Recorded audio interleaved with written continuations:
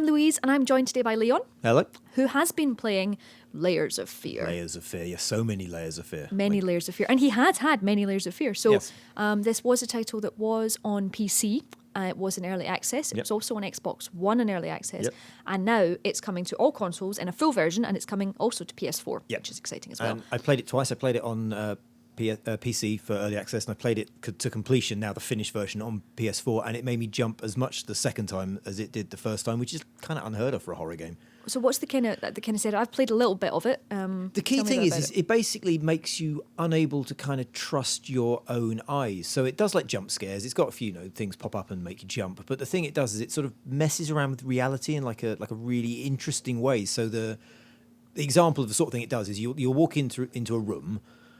Turn around and the door will be gone. There'll just be a wall behind you. And then when you turn back into the room, it'll be a different room to the one you walked into. But what we will say is that the situation that you're in, so you are an artist and Yes. you are you're in your mansion, and your quest is really you want to fulfill your life's desire to sort of finish your life's work. It teases sort of stuff out. Don't want to sort of spoil too much. But yeah, basically you're an artist, and there's sort of shades of madness and tragedy, and he's as much a kind of a victim as he is the cause of all this bad stuff.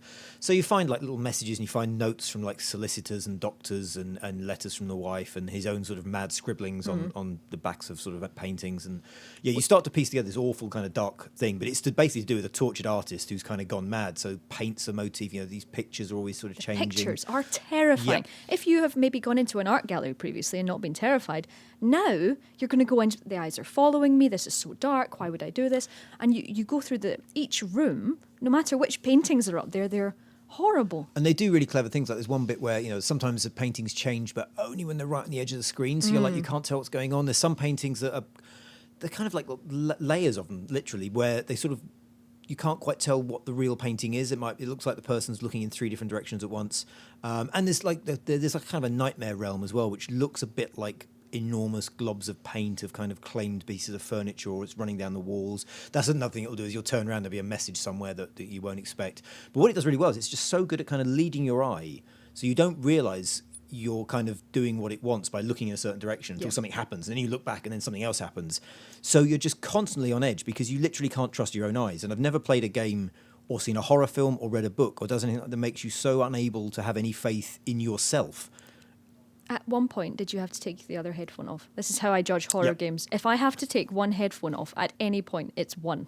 It's beaten me. Yeah, I mean, I played the second time around. I played without headphones. Yeah, the audio is really awful, kind of nasty. By awful, he means good. Yeah, by awful. Yes, I mean it's tense. It kind of builds up this sort of horrible kind of atmosphere. On PS4, it does a thing where there are secrets and things you need to find to uncover the plot. You don't need to find them, but this sort of horrible whispering comes out the DualShock. So you'll be exploring, you just start hearing. And it's horrible. Like in the game, there's one door that you can't unlock for a while, and there's something on the other side. But you walk towards it, and you get this hissing noise, and you back away, and it stops, and you're just like, "I'm never going to open that door." It's these kind of fourth wall breaking moments. Like that happened to me when I was playing Arkham Knight, of all things. There's obviously that massive fright in Arkham Knight, which I wasn't expecting at any point, to the point where I threw the controller away. Yeah. And I think that happened to you a couple of times. The game plays you basically because of the way it's triggered by you looking around.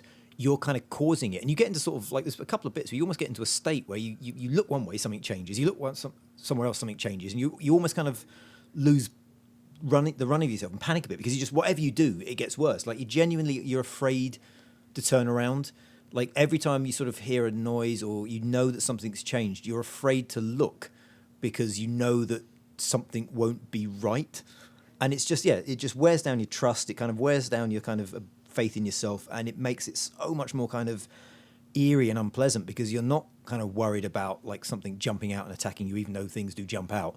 You're just worried about like, can I trust what I am looking at right now? And it does things with geometry as well. Later on, like things start to twist and stretch. Like you can look up at one point and the room stretches off forever, and things warp, and there's really sort of clever stuff where you can't tell what you're seeing, even though you're looking right at something.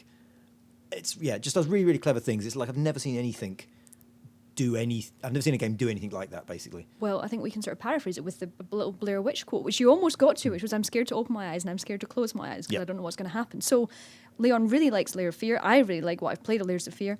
And what is the score that you're giving the game? I'm going to give it 5 stars because it is excellent. Very nice. What a lovely surprise for horror. So good luck when you play.